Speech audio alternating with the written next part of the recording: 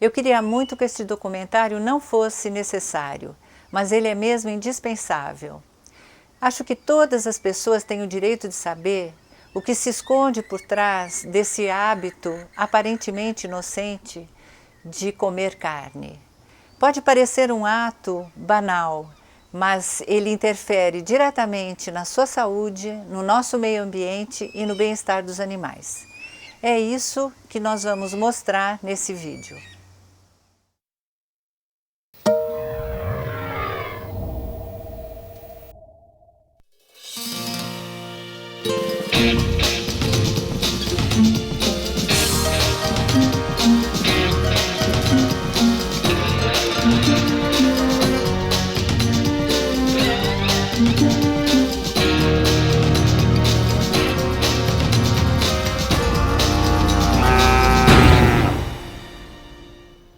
A questão do consumo de carnes no mundo está ficando muito complicada por muitos ângulos, né? E esse das consequências sobre o meio ambiente é um deles. É uma atividade humana, agropecuária, que é considerada muito importante, em particular no estado de Santa Catarina. Mesmo assim, pelos impactos que tem, diversos impactos, e eu vou me limitar aos impactos no fato de poluir, estragar o meio ambiente, o impacto sobre os recursos hídricos, em particular, é muito grande. Em 7 anos, dobrou a produção mundial de carne. Ela passou para 250 milhões de toneladas anuais. E isso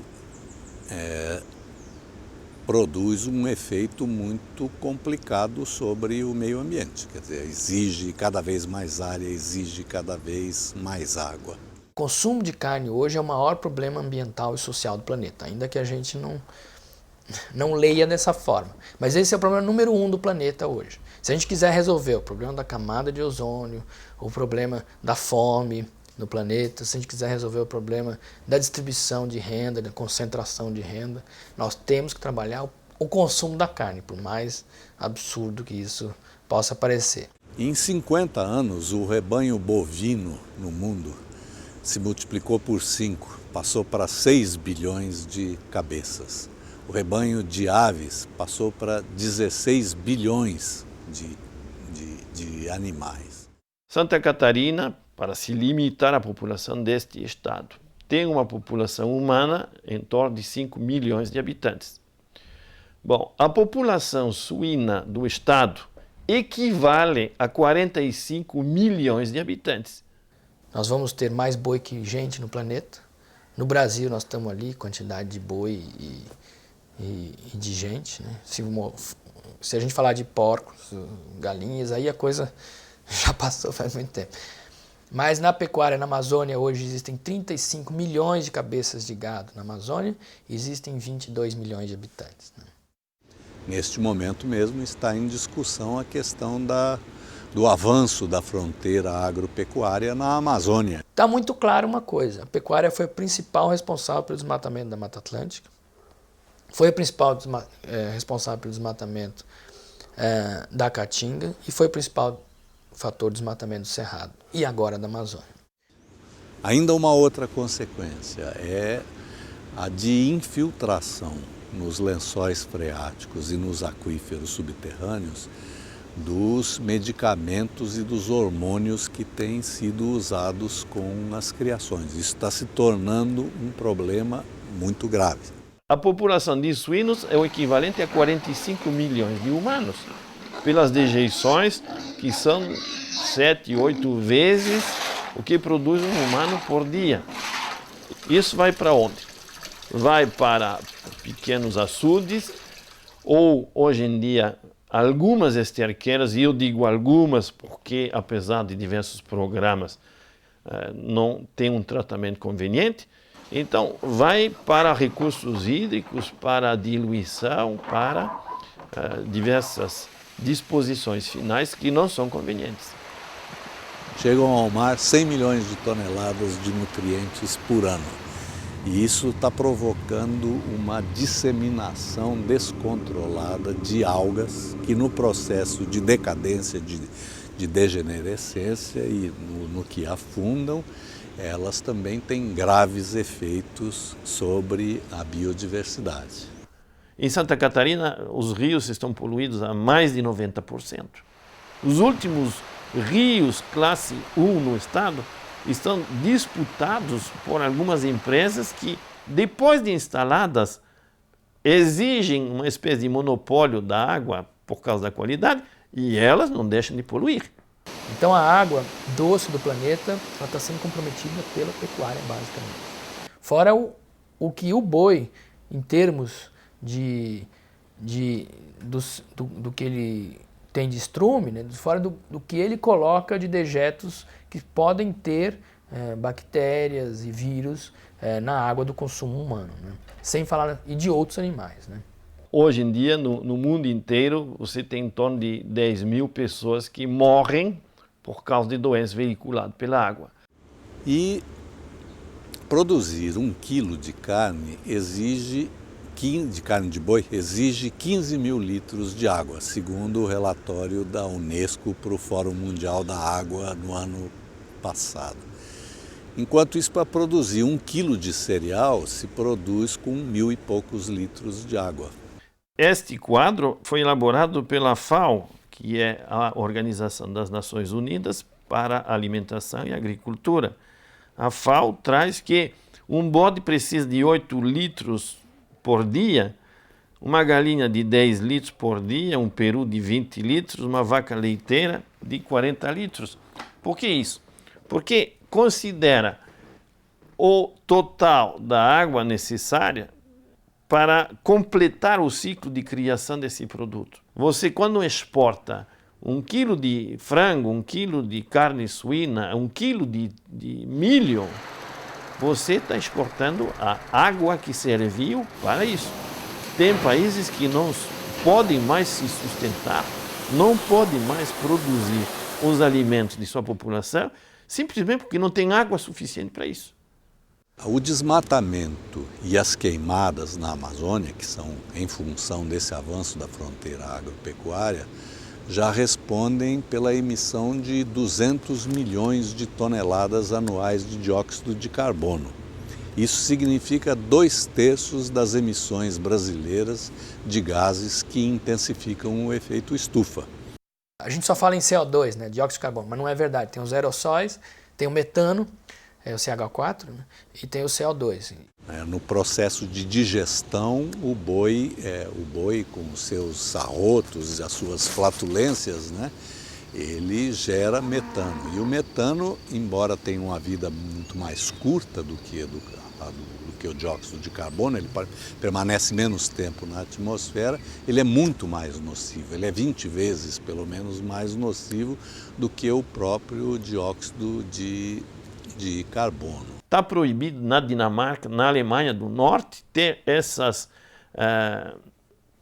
instalações de produção de suíno, porque é impossível lidar com as consequências dessa poluição. Nas exportações, você até verifica um aumento da exportação de carne, porque, na verdade, outros mercados estão deixando de ser economicamente viáveis, porque é mais barato fazer carne no Brasil, porque os custos ambientais não são internalizados no custo da carne. O custo ambiental de desmatar a Amazônia não está dentro do preço da carne. O custo do solo que se esvai lá, que o boi pisa e joga para dentro do rio Amazonas, não está no preço da carne. Nem a mudança climática do planeta. No momento que você internaliza esse custo, a carne brasileira seria inviável, seria o pior negócio do mundo. E ela é o pior negócio para o Brasil. Isso é absolutamente indiscutível. Você não pode discutir isso. Não tem como justificar que você vai abalar ecossistemas, vai retirar muito mais do que você recompõe, restitui ao sistema, só para poder exportar para um outro lugar. Que em uma década, de 92 a 2002, mais de 3 milhões de empregos foram fechados nessa área. Quem gera postos de trabalho é a agricultura familiar, não esse modelo do agronegócio. E, além de tudo, quem responde por 70% do abastecimento interno do Brasil, alimentar do Brasil, é a agricultura familiar e não o agronegócio. O agronegócio é para exportação. Então os países exportadores, e o Brasil aí está se destacando muito, estão exportando soja, e principalmente a soja, que é o produto mais, o carro-chefe dessa equação, né? Basicamente para alimentação animal. Daqui a pouco vai ser impossível, não há terra suficiente para produzir essa quantidade de grãos. O Brasil deveria ser obrigado, em primeiro lugar, a alimentar a sua população e em condições, digamos, saudáveis, e se sobrar e não houver impacto de saúde, impacto ambiental e outros, ele poderia pensar, eventualmente, em exportar algumas sobras. E tem um outro ângulo da questão, que é o Brasil ficar nessa posição há muitos séculos de fornecedor de produtos primários, né, com pouco valor agregado e com os preços controlados fora do Brasil, são ditados pelas grandes corporações internacionais. Que o potencial consumidor de carne da Europa, dos Estados Unidos, do Japão, precisa saber que essa carne que vem com cheiro de floresta queimada, ela vem carimbada com destruição da camada de ozônio do planeta, vem carimbada, né, com toda essa cadeia de sofrimento, de problemas que ela significa. Né? Nós estamos falando em sustentabilidade e praticando a insustentabilidade para as gerações vindouras. Os relatórios da ONU dizem que se todas as pessoas no mundo consumissem como norte-americanos, como europeus ou como japoneses, nós precisaríamos de mais 2 ou 3 planetas como a Terra para produzir para eles. A questão não é apenas brasileira, já que outros países são grandes produtores de todos os tipos de carnes, bovina, suína, avícola e caprino, se você quiser. Tem gente que consome carne de cavalo. Essa carne só alimenta 10% da humanidade, 20%, eu não tenho a conta precisa, mas é uma quantidade pequena. É a quantidade que não passa fome, que se deixasse comer carne, não iria passar fome, porque tem outras alternativas, tem dinheiro para outras alternativas. Agora não, quando tem 1/3 da humanidade em condições miseráveis de passando fome, né, ou no limite da fome, nós podemos resolver esse problema imediatamente, liberando o cereal que vai para a pecuária. Então o boi é assim, a opção pelo consumo de carne é sim o principal responsável pela fome do planeta. O Brasil, em 1964, tinha 1% do comércio exterior do mundo, em valor.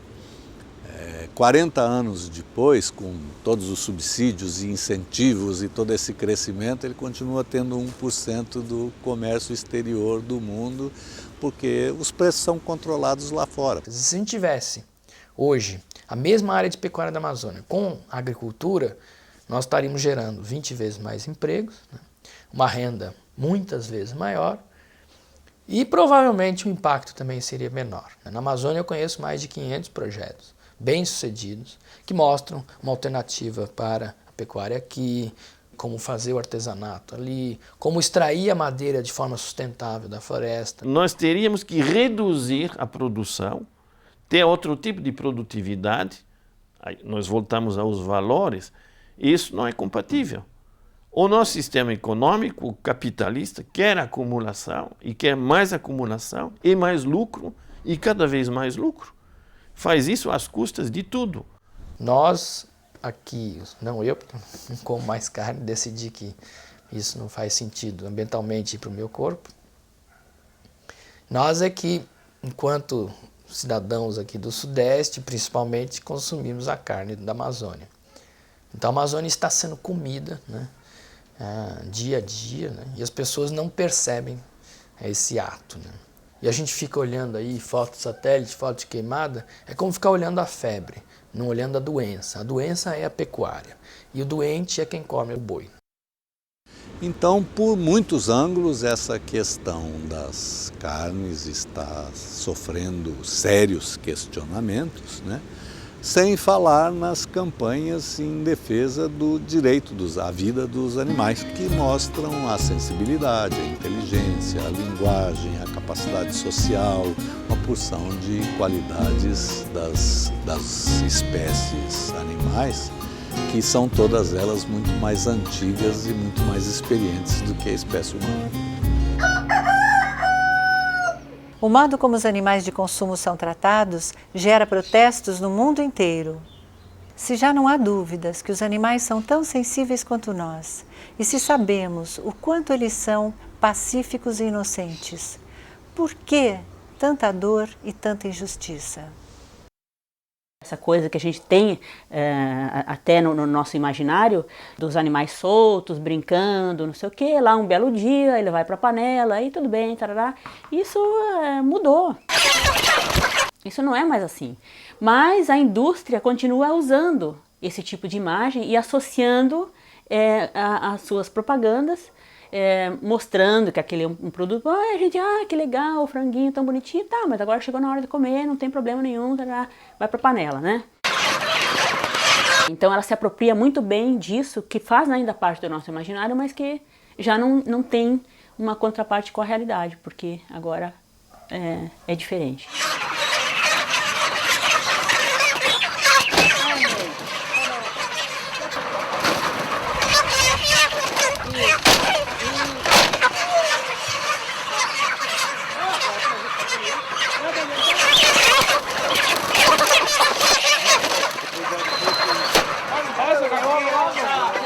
Estes franguinhos têm uma vida muito triste e curta. Todos nascem numa chocadeira artificial, aos milhares de cada vez. O primeiro ar que eles respiram é impregnado de formol. Dizem seus criadores que assim eles ficam amarelinhos e isso agrada mais aos clientes. Eles nem sabem quem são. Nunca vão poder sentir a presença de uma mãe, nunca vão abrigar-se sob suas asas, ou mesmo ter a oportunidade de ciscar ou correr livremente. São tratados como coisas. Para os criadores, eles são simplesmente um produto. Amanhã sai 162 mil e no sábado 167 mil. O total por semana dessa semana foi 978 mil aves.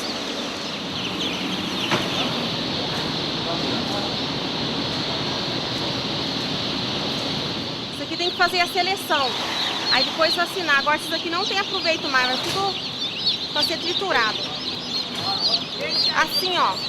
Esse daqui, na hora de sair, muitos quando tá saindo, eles estão saindo assim, aí outros pintinhos vêm por cima, é muito pintinho, eles acabam não conseguindo nascer. Fraquinho, desidratado, eles não aguentam mesmo. Nasce de 4 pernas, 4 pezinhos assim, ó. Aqui não tem, ó, 2 assim, mais 2 do lado, sem bico, cego, não tem olho, nada. Tem bastante defeituoso aqui. Na base de 1.800 são jogados, todo dia. Terminou o nascimento, vacinas de segunda e é jogado para caçamba.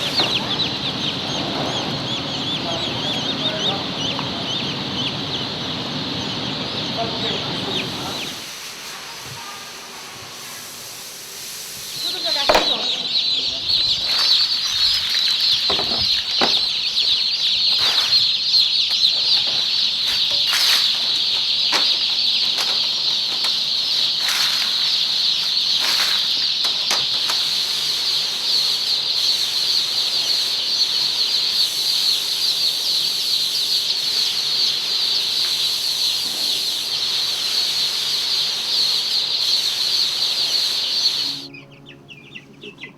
A gente olha para a galinha e acha que é tudo igual, né?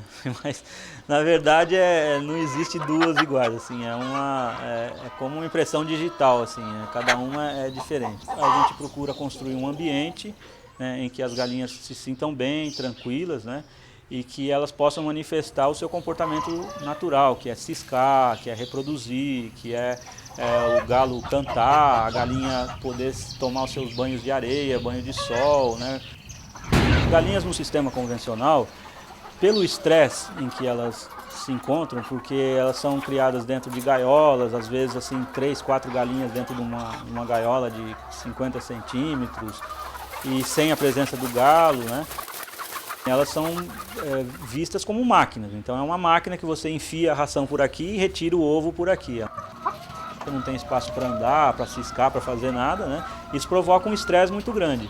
E um dos maiores problemas da avicultura convencional hoje é o canibalismo, né? Quer dizer, e para resolver esse problema, logo na fase de pintinho, logo depois que nasce, eles já cortam o bico, fazem a debicagem, para que não ocorra o canibalismo de uma devorar a outra, né? Que é uma degeneração de um comportamento da galinha. Isso não é uma coisa normal, a galinha devorar umas às outras, né? A galinha não é nem carnívora, né? Aí debicando, ela fica com o bico curto, e esse bico curto até é considerado uma coisa boa, porque ela não seleciona mais, ela come de bocada, né? E engole tudo junto, do jeito que veio. O bicho todo dia está com o olho, o nariz e o ouvido buscando os nutrientes, escolhendo.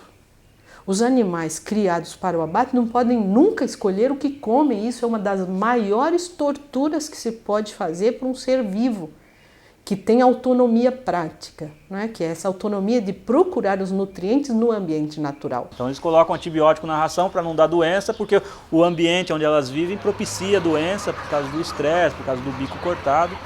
O antibiótico ele não fica só no organismo da galinha, ele sai também, né, junto com os ovos, né? E para estimular a postura também muitas vezes se dá hormônio, né, para provocar a ovulação. E quanto mais antibiótico ela toma, mais resistência aos antibióticos vão surgir no organismo, é necessário dar mais antibiótico e elas ficam mais estressadas, aí precisa cortar o bico e esse é um círculo vicioso. É um exercício de poder nós admitirmos que eles são simples máquinas automatizadas, que não pensam, que não têm raciocínio e assim por diante, que agem só por instinto, porque assim eu posso usá-los ao meu bel prazer, né? Então, o fato de não admitir essa dimensão, chamada de mente, ou psiquismo, ou alma nos animais, é o mesmo mecanismo de exercício de poder que se usava em relação aos escravos, na época de escravatura, aqui no Brasil, que faz pouco mais de 100 anos, né? Como é que o clero e outras instituições, mesmo religiosas, conviviam com isso? Admitindo que os escravos não tinham alma. Era uma estratégia de exercício de poder. E abuso do poder é o que nós continuamos fazendo também com as vacas leiteiras. Porque a vaca, como a mulher, só produz leite porque gerou um filhotinho. Para que você possa consumir esse leite, ela tem que ficar constantemente grávida e seus bezerrinhos são mantidos afastados dela para não mamarem. No processo industrial de ordenha, as vacas são obrigadas a produzir 10 vezes mais leite do que produziriam normalmente. E isto provoca muitas dores e inflamação nas suas tetas. O homem é o único mamífero que continua a mamar depois de crescido. Entre os bovinos, os bezerrinhos machos talvez sejam os que mais sofrem. Como eles não têm valor comercial, porque não podem procriar e nem dar leite, eles são descartados assim que nascem, ou então vendidos por preços irrisórios. Pior ainda é quando eles são comprados ou criados para produzir a carne de vitela, o chamado baby beef, que é a carne de bezerrinhos machos ainda não desmamados. São forçados a passar a vida inteira no escuro. São alimentados somente à base de leite. Ficam amarrados a correntes muito curtas para que não se movimentem e não criem músculos. A carne de vitela é branca porque os bezerros ficam anêmicos. Eles mal conseguem ficar de pé para ir para o abate. O mercado de vitela é conhecido como um dos mais imorais e repulsivos mercados de animais do mundo. No Brasil, ele ainda é iniciante e, se não consumirmos, ele não vai crescer. Além de não consumir, podemos divulgar o sofrimento que a carne de vitela ou baby beef trazem embutido. Numa apartação, as vacas ficaram do lado de fora, embarcou-se os bezerros, né? E o caminhão com a bezerrada indo embora, e uma ou duas ou três vacas acompanhando o caminhão e berrando, né? Então aquilo foi fatal para mim, aquilo foi fundamental. Eu falei, não, acho que eu não posso mais provocar isso nesses animais, eu não quero mais isso. Sabe, para criar para isso. E depois pegar essas vacas que serviram tanto tempo, de repente eu ponho num caminhão e levo para o matadouro, não é? Para ser sacrificada daquela maneira, uma marretada na cabeça, uma coisa violenta. Não basta o frango, não basta a carne bovina. Você tem que comer ema, você tem que comer avestruz, você tem que comer carne de caça. Isso aparece o tempo todo. Essa indústria é uma indústria que está muito no início, felizmente ainda, mas é uma indústria que não para. Eles estão sempre tentando empurrar alguma coisa a mais. É um luxo, é uma futilidade humana. Você querer conhecer um tipo de carne diferente da que você comeu ontem, sem ter consciência do que causou aquilo, do sofrimento, da devastação, da destruição que causou aquilo, eu acho isso extremamente fútil, né? Seja por futilidade ou por hábito, sempre que optamos por matar para comer, estaremos causando dor e sofrimento. Pouca gente lembra que os animais que vivem nas águas também são seres vivos, que sentem dor e que, quando retirados das águas, morrem por asfixia ou por descompressão. Como o peixe não pode gemer ou se lamentar de maneira audível, não pensamos que ele pode sofrer, mas ele é tão sensível como qualquer outro animal. Quem for a uma fazenda pecuária vai ver que o animal é queimado, é ferrado, né? Ele é mochado, ou seja, o chifre, evita-se que o chifre cresça, é castrado e ele recebe anabolizantes, né? E alguns usam mais gravemente ainda, contra carrapatos e contra bernes e outras doenças da pele, né? Usam agrotóxicos proibidíssimos no lombo do animal. O processo de abate começa na fazenda, na hora que o pecuarista separa o lote dele para vir para o frigorífico. Daí já começa o manejo para abate.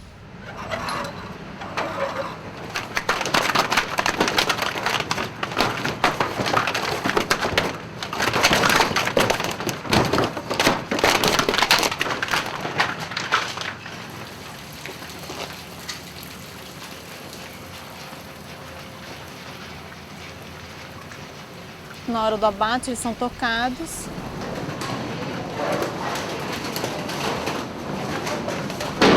Quanto menos usar choque nessa hora também é interessante.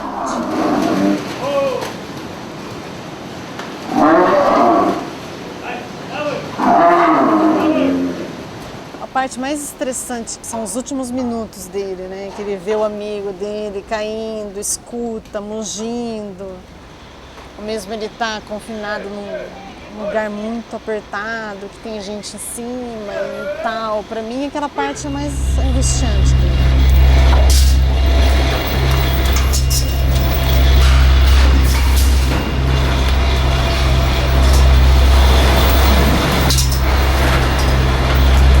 Ah, meu Deus.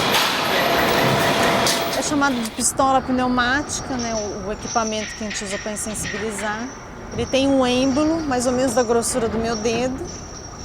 Na hora que o operador aperta o gatilho, esse êmbolo sai, lógico, entra na cabeça do animal e volta. E daí dá aquele abalo no cérebro e faz ele ficar insensível. Daí cai na praia de vômito, é içado, depois de 1 minuto no máximo ele tem que ser sangrado, porque senão ele acaba morrendo. Então ele tem que estar com a circulação dele funcionando para sangrar e escoar o máximo de sangue. Daí já pode fazer todas as operações de esfola, abertura da barriga, visceração, serragem. Muitos deles, a quase totalidade deles, quando já percebe o que está acontecendo com os outros lá na frente, eles entram em midríase, ou seja, eles ficam com a pupila dilatada. E nessa hora eles descarregam na circulação, certo, uma série de substâncias altamente tóxicas, né, por medo, pavor, né, por impossibilidade de fuga. Então, esses animais, com certeza, eles estão com taquicardia, estão com aumento de pressão arterial, estão com a pupila dilatada, estão com vasoconstrição periférica, né? E isso caracteriza o fato de eles estarem em pânico. E essas substâncias, elas ficam na carne, né? E depois o homem vai se alimentar com isso, tá? Seja a morte deles num desses frigoríficos modelo, ou seja, tá certo, num abatedouro comum. Aquela angústia na rampa ali, nos últimos minutos dele, para mim até hoje. Eu não olho nem para o rosto deles. As pessoas que trabalham em matadouros, né, elas certamente elas têm que sofrer uma transformação, né? Toda aquela sensibilidade humana, né, deve ser abandonada, né? E quando isso ocorre, essa pessoa ela pode deixar, né, de ser um ser humano sensível, né, e até de uma forma irreversível. A gente tem pena quando o cachorrinho da gente morre. Por que a gente não tem pena quando a galinha morre? Agora, se você conversar com pessoas de fazenda e de sítio, eles normalmente não comem o animal que eles criam. A sensação do afeto é que traz essa noção de respeito. Porcos são animais sensíveis, inteligentes, sociáveis e brincalhões. Eles adoram viver em família e são ótimos animais de companhia porque são muito afetuosos. Também são muito curiosos. Já na produção industrial, as porcas grávidas são mantidas em celas tão pequenas que elas não conseguem nem se mexer. Só podem deitar ou levantar. Esta porca prenhe está machucada e muito deprimida. Os leitõezinhos são castrados para engordarem mais. E por incrível que pareça, esse processo é feito a sangue frio.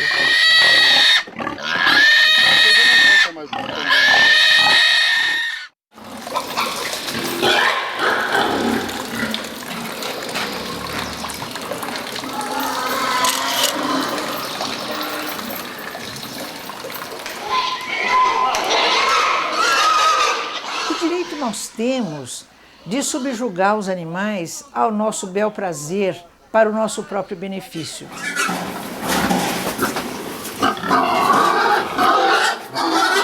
Apesar da nossa Constituição Federal estabelecer uma proteção ampla aos animais, vedando a crueldade, apesar da lei dos crimes ambientais também tipificar como crime, maus tratos e abuso, eu não conseguia entender como normal esse tipo de procedimento que se faz em matadouro.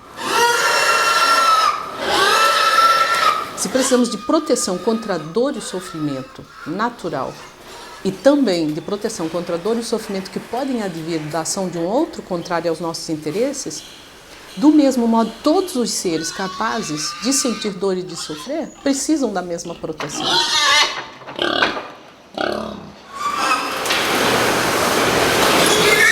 O Ministério Público precisa acordar para essa questão, questionar judicialmente tudo que vem acontecendo de forma impune em nosso país. Por que não permitem que a gente entre, visite, grave coisas nos abatedouros? Porque realmente aquelas cenas lá dentro são muito chocantes.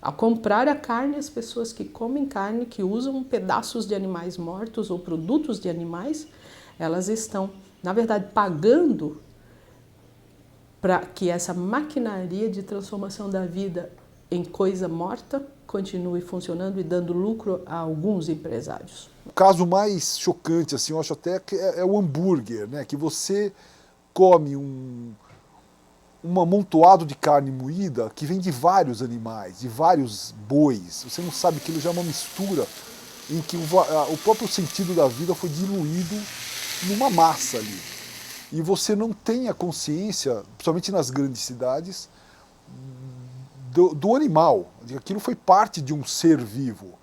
Foi parte de um ser que tinha a sua vida, a sua dor. A roupa que compramos, o cosmético que usamos, a comida que comemos, o lazer que cultivamos, tudo é colocado para nós, naturalizando o uso do animal.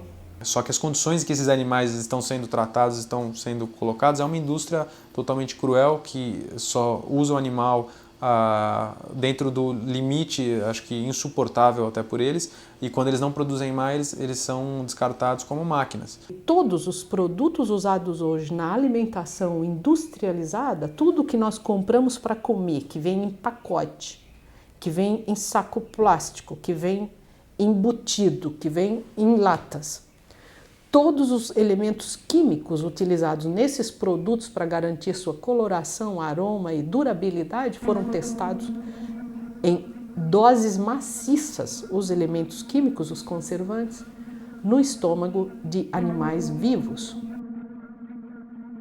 A questão é se eles sentem dor ou não como nós, e isso não há dúvida, porque não precisa ele falar que sente dor, o simples fato dele se afastar de alguém que tenta machucá-lo e prejudicá-lo, é um sinal de que ele está tentando se preservar. Eu vi tantas cenas, tantas coisas que ficaram tão marcadas, que evidenciaram o sofrimento dos animais, que um determinado dia eu disse para mim mesma, nunca mais eu quero participar disso.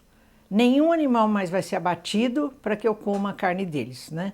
Eu adotei aquele lema, os animais são meus amigos e eu não me alimento dos meus amigos, né?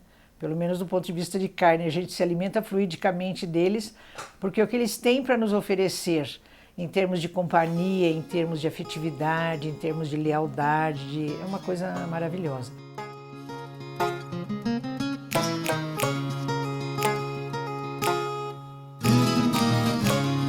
Olha o perfume de uma horta, a beleza de uma horta, de um pomar. Isso sim é uma coisa assim natural, uma coisa que todo mundo se admira, se fica embevecido, né, com o perfume, com o ato de arrancar uma fruta de uma árvore.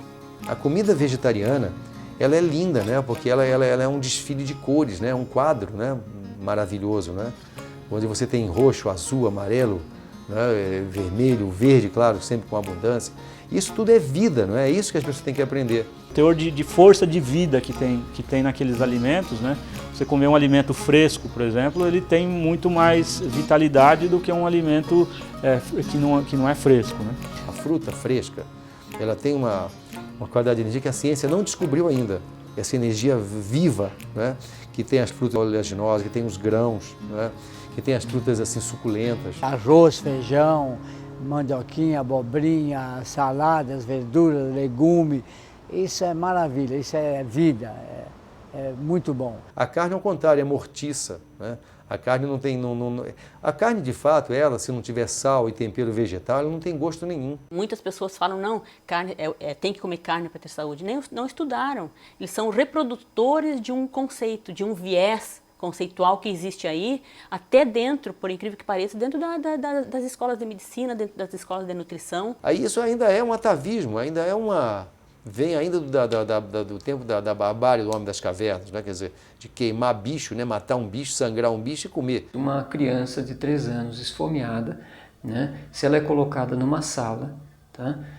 Com um coelhinho e uma maçã, né?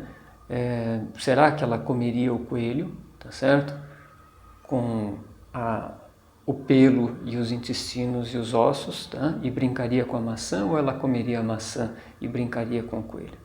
Eu acho que essa é uma questão fundamental para a gente dizer se o homem é carnívoro ou não. Você pega um salame, né, italiano, um presunto bonito, que você vê um comercial na televisão cortando aquela folha bonita do presunto enrolando, né? E assim, né, sofisticaram só o método, mas a base é a mesma. Quer dizer, o homem está matando os bichos e está se envenenando por isso. Quer dizer, é uma vingança, né? O porco se vinga. O presunto, né? Ele tem gordura saturada, ele tem nitrito de sódio e potássio, ele tem corante, ele tem antibiótico, ele tem hormônio.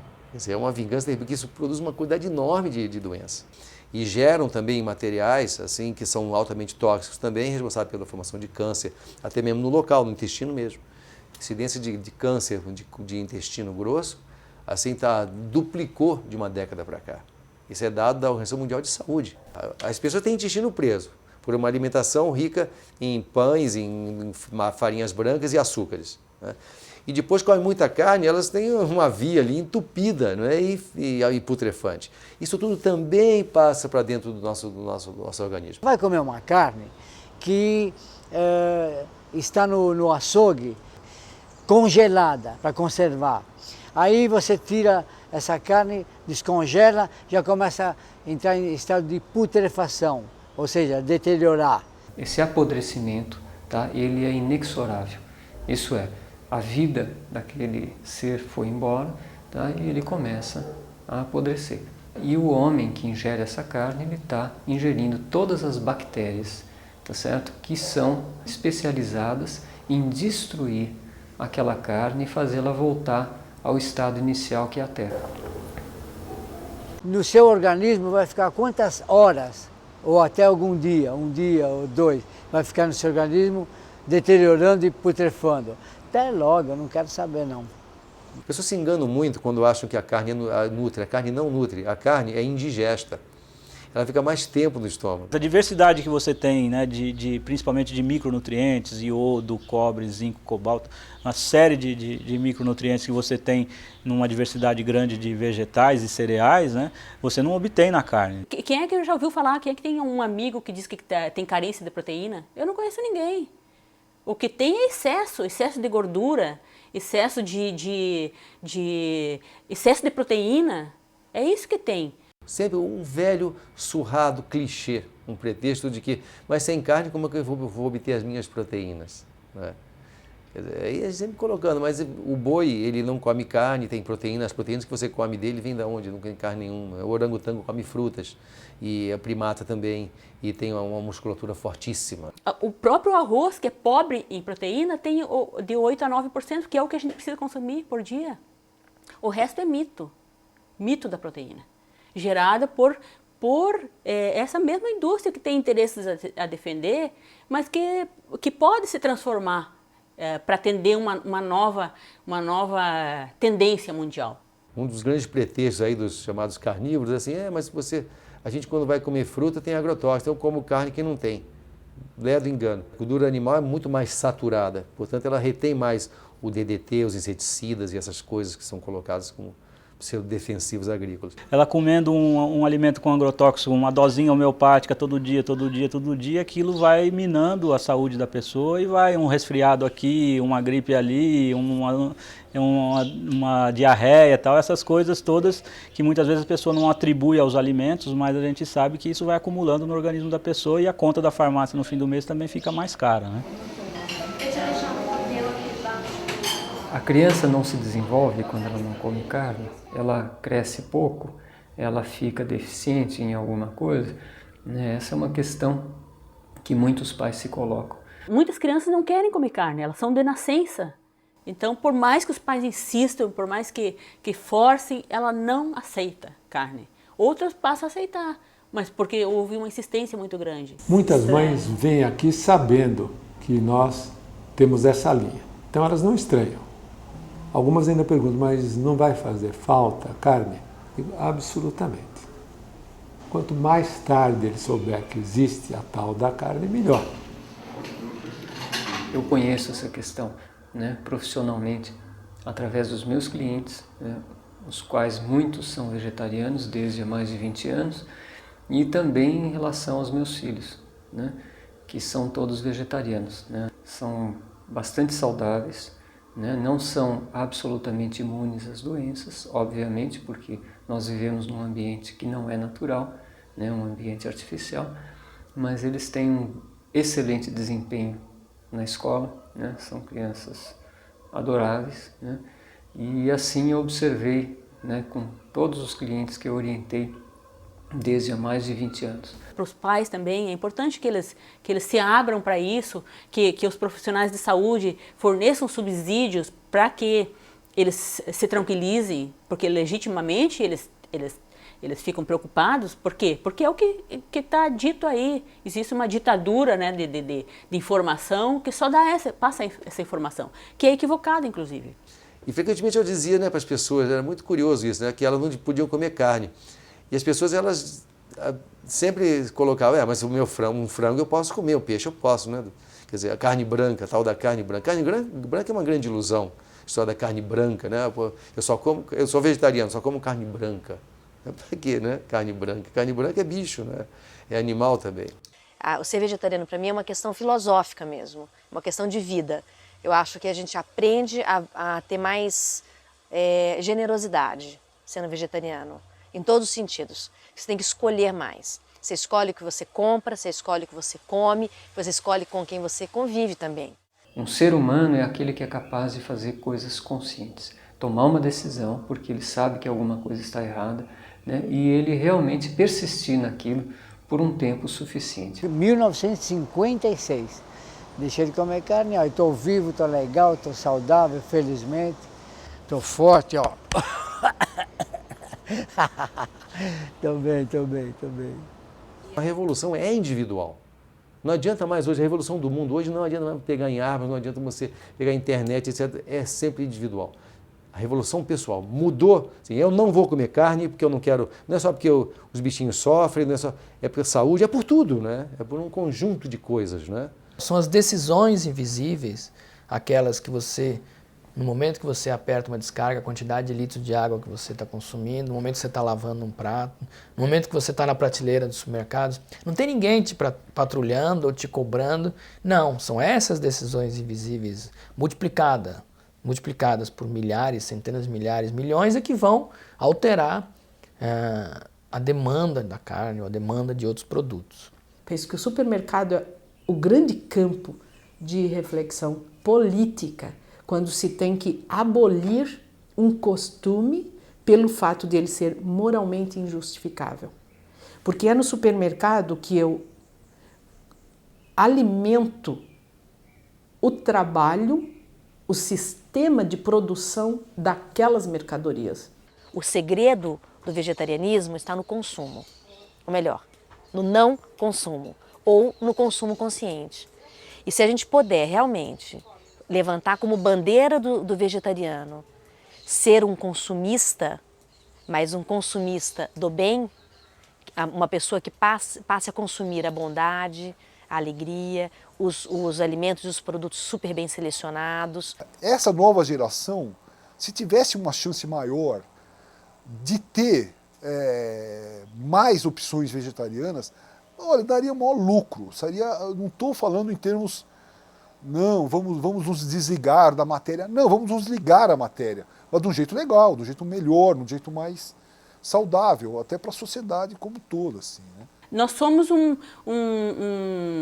nicho consumidor e nós queremos produtos. A gente tem muita dificuldade de achar esses produtos e nós queremos. E tem indústrias que já estão se dando conta disso. O vegetarianismo é, assim, o primeiro passo, eu vejo, em direção a esse resgate, né, em direção a esse novo tempo, essa nova consciência, assim, mais plena, mais holística, global, como a gente tem pensado.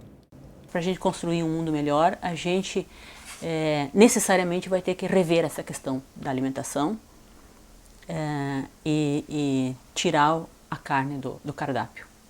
Eu acho que essa nova postura, ela faz parte ou seja, ela vem de encontro a aumentar ou a proporcionar o nível de dignidade que o ser humano quer merecer. O planeta clama por paz. A gente tem que começar a praticar a paz num ato que a gente faz todos os dias. Às vezes 3 vezes por dia ou até mais.